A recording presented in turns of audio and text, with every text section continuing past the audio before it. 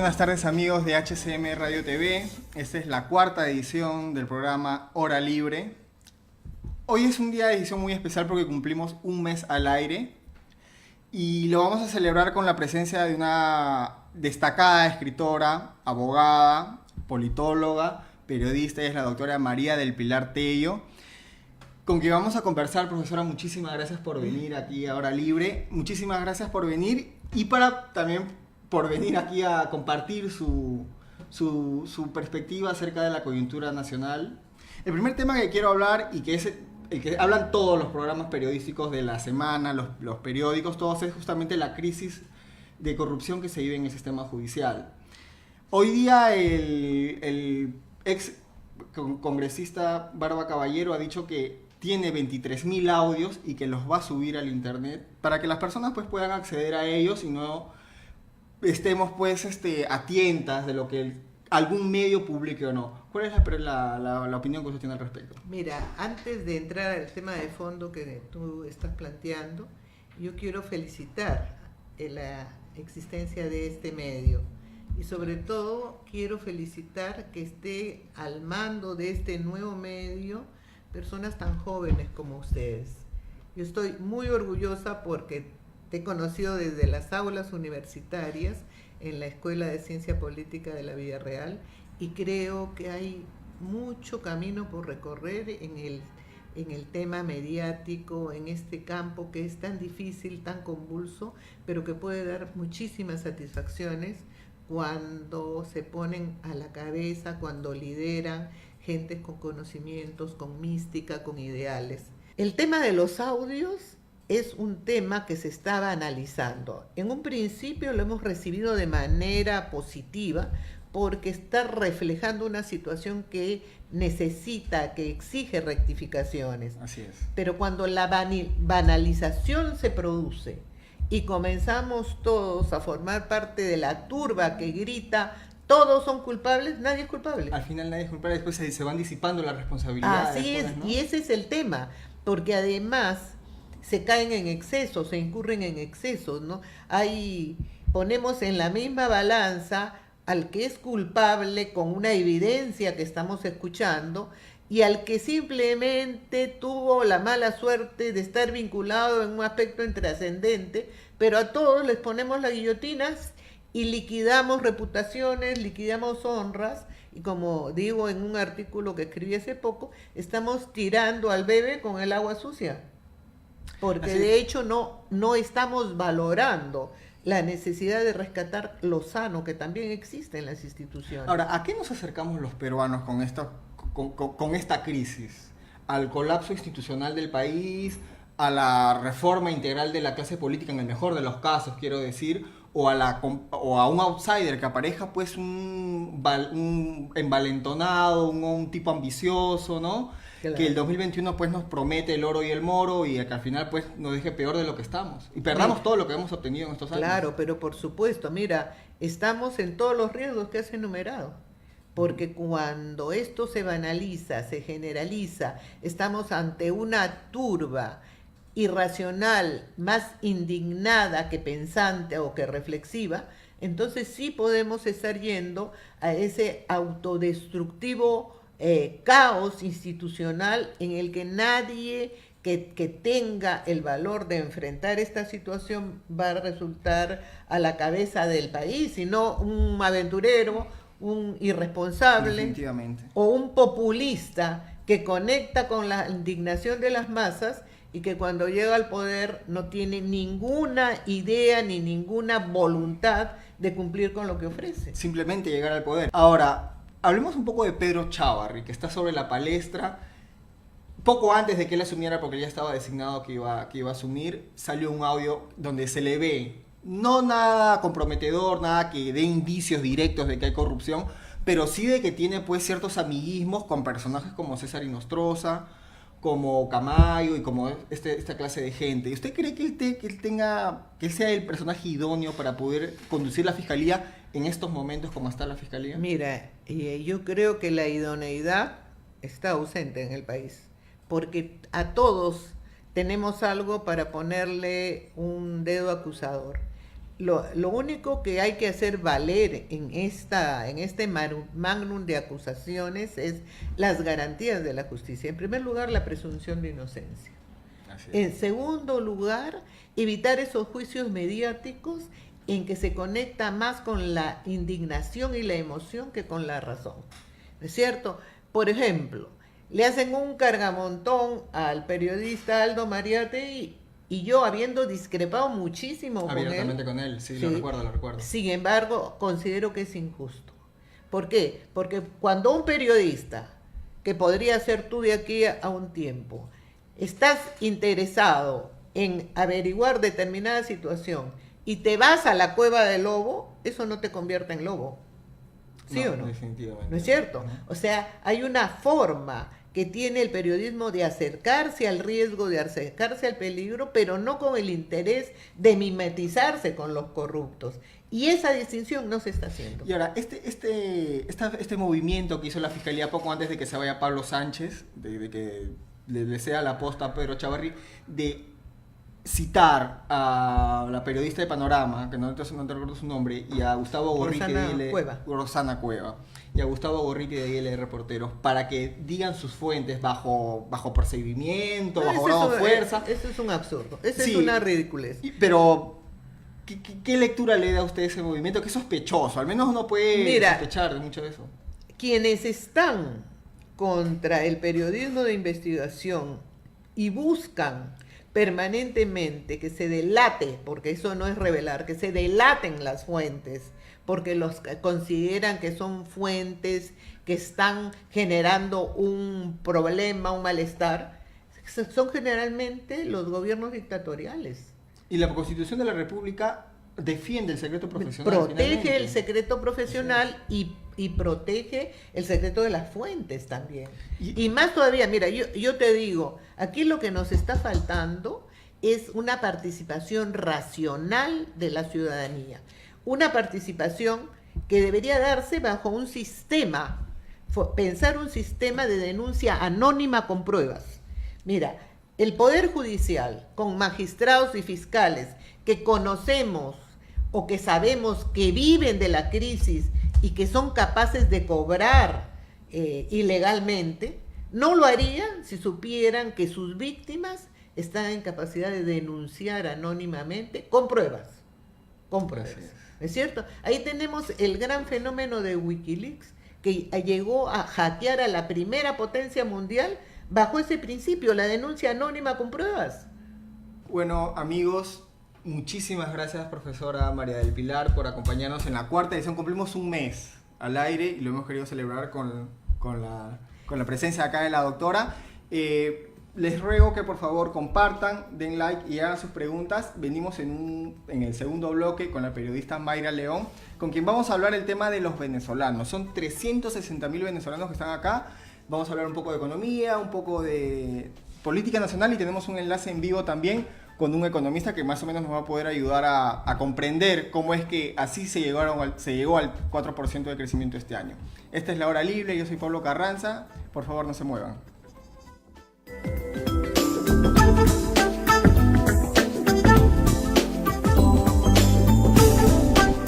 Hola, soy Ángel Arévalo y los invito a conocer las propuestas y planes de gobierno de los candidatos que participarán en estas elecciones regionales y municipales 2018 en su programa Detrás de la Urna, todos los sábados desde las 6 de la tarde por HCM Radio TV.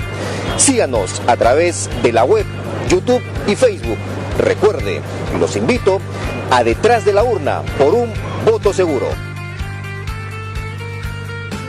Hola amigos, les saluda Félix Sánchez de su programa gastronómico El Otro Guarique. Hablaremos de gastronomía y recetas, también tendremos de invitados a chefs nacionales e internacionales y descubriremos nuevos emprendedores. Sortearemos canastas, vales de consumo y mucho más. Todos los viernes de 4 a 5 de la tarde, no te olvides de sintonizarnos, solo aquí por HCM Radio TV. Hola amigos de HCM, soy Alejandro Verástegui Gastelú y los invito a seguirnos todos los días miércoles a partir de las 10 de la mañana para tocar temas jurídicos y legales a favor de la sociedad, a través de HCM Radio TV en tu programa Hecho y Derecho. ¡Los esperamos!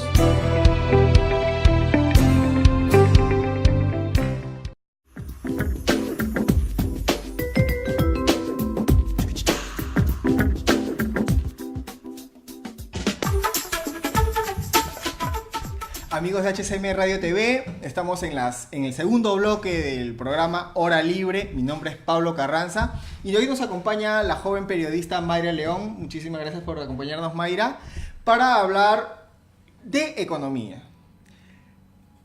A pesar de todo del caos, de toda la crisis de corrupción que se vive en la política y en el sistema judicial peruano, el último 28 de julio, Mayra, el presidente de la República, y lo ratificó el Banco Central de Reserva del Perú, que el Perú iba a crecer un 4% del PBI este año. ¿Cuál es la primera evaluación que tú haces con respecto de esta noticia grata? Bueno, Pablo, en primer lugar, muchas gracias por haberme invitado. Y bueno, hablando del crecimiento económico del 4%, dicen que es 3.8%, pero muy cercano al 4%. Claro. Bueno, tenemos que tomar en cuenta varios aspectos que nos han llevado a esto. Por ejemplo, el año pasado se estimó un crecimiento bajísimo de 2.8, 2.6, si mal no recuerdo. ¿A causa de qué? A causa de los desastres naturales que sufrimos, del fenómeno del Niño costero, etc. Pero este año, a diferencia de lo que sucedió el año pasado, hemos tenido el Mundial. Y los economistas, el propio MEF ha recalcado la importancia que ha tenido este evento del Mundial y el furor que ha causado en el Perú para que eso también influya en esta estimación del 4% que va a tener el Perú a fin de año. ¿Qué tú crees que el hecho de que Perú haya regresado al Mundial después de 36 años influye eso en el ánimo de los peruanos y que los haga más productivos? Definitivamente, Pablo, definitivamente, porque justo estaba leyendo unas estadísticas que han salido del MEF y qué es lo que recalcan, que en el mes de abril, mayo, junio, fue el mes en el que el Perú aumentó en un 8% su crecimiento. Es decir, que esto se vio influenciado directamente por el tema del Mundial. Esto también lo que causa es que las estadísticas a nivel general se puedan ver un poco empañadas, porque si tomamos esta alza tan grande, esto hace que a nivel general todo crezca, pero esto también puede ser una ilusión, y es por eso que desde el MEF dicen este 4% hay que tomarlo de una manera con precaución, con bastante criterio, y ver que definitivamente este 4% que se está dando para el crecimiento económico, y creo que es uno de los más altos de la región, definitivamente si vemos la realidad del Perú no es suficiente. El Perú necesita crecer en un 6%, en un 7%. Exacto, para poder acabarlo con el tema de la pobreza, que es definitivamente el gran problema. Bien dicho, pero hay algo que no es ilusión, y es una buena noticia después de mucho tiempo, y es que se ha vuelto a la minería, y en grande. El proyecto minero Quellaveco, ubicado en Moquegua, ha sido ya adjudicado a una empresa americana, me parece que se llama Anglo American. Desde el 2011 no teníamos un proyecto así. Lo ideal sería pues que se vayan destrabando los proyectos más adelante, para en el futuro, definitivamente, y que de esta manera podamos... es algo que les quiero contar a ustedes, compañeros. Desde el 2011 no se tenía un proyecto, desde que se cayó Conga, que era una mina que iba a demandar una inversión de $5.000 millones. El Perú, las inversiones, que básicamente, Mayra, el Perú vive de la minería, las inversiones en minería cayeron, y fueron pues y eso se tradujo en que el 2014, 2015, 2016 el crecimiento económico llegara solamente al 2.5. Claro, bajísimo. Con respecto al tema social quería hablar, porque básicamente lo que impidió que saliera Conga al aire es que los pobladores que vivían alrededor de esta mina estaban en contra de la contaminación, en contra de la corrupción y todo. ¿Cómo puede hacer el gobierno peruano para poder prever estos problemas y que no se pierdan más proyectos? Es que aquí pienso que el Perú y el gobierno en sí, un gran problema que ha tenido es a nivel de diálogo. Las grandes mineras deben trabajar en conjunto con el Estado, con el gobierno, para poder acercarse a las poblaciones y poder llegar a un acuerdo. Y otra cosa que quería hablar contigo, Mayra, era acerca de la inmigración venezolana. En la actualidad son más de 360.000 venezolanos que están en territorio nacional. Migraciones dice que no todos se quedan aquí, sino que también que se van a Chile, a la Argentina, pero nosotros sabemos muy bien que Chile y Argentina son países más formales, donde para trabajar se les piden papeles, se les pide la residencia, se les pide una serie de cosas, y acá en el Perú pues pueden buscar trabajo sin tener algún tipo de documentación. Claro, en Perú el 70% de empleos son informales, así que, por ejemplo, yo estaba leyendo que decían que los peruanos no tienen que preocuparse porque los venezolanos vayan a quitarles empleo, porque dicen el Perú genera al año más de 200.000 empleos. Y los venezolanos eran apenas en ese momento creo que 22.000 y tanto los que estaban aptos para trabajar. Pero eso es como que engañarnos un poco, ¿no? Porque hablar de esos empleos es empleos formales. Pero como te digo, acá en el Perú el 70% trabaja en la en economía, la informalidad. trabaja sin informalidad. Y sabes qué cosa, que aparte de ser 300, no voy a hablar en contra de los venezolanos, No, son yo 360.000 y ojalá que vengan más porque ellos están huyendo de una pésima situación económica, una crisis humanitaria tremenda, la que un país tan rico como Venezuela está pasando por ahora. Son 360.000 puestos de trabajo, pero también son 360.000 consumidores. Uh-huh. Son 360.000 compradores contribuyentes. O sea, ellos están ensanchando el mercado. Claro. Son más potenciales consumidores. No necesariamente eso significa un mal. No, al contrario. Yo creo que ver a los venezolanos como una amenaza, como un problema para el Perú está mal. Al contrario, yo creo que es momento de que el Estado peruano lo pueda ver como una oportunidad. Por ejemplo, si... ¿Oportunidad para qué? Por ejemplo, estaba leyendo ahí un artículo que nos decía ¿qué gana el Perú teniendo a tantos venezolanos vendiendo café o vendiendo tisana por la calle? Cuando podrían estar generando y aportando como contribuyentes al Perú en un empleo formal, por ejemplo. Pero es que lo que pasa es que cuando hacen las tisanas, cuando hacen las bombitas, las arepas, le compran la harina, le compran las frutas a otra persona, y esta persona es peruana. Uh-huh. O sea que ese peruano está teniendo otro comprador. Claro. Definitivamente, claro, la ¿no? economía se está moviéndose obviamente de la causa de la... Y en los años 70 y 60, y hay que decírselo acá a los amigos de HCM Radio TV, que en los años 70, cuando Venezuela era el país más próspero de Latinoamérica, por el petróleo que tienen, 100.000 peruanos fueron a Venezuela. Uh-huh.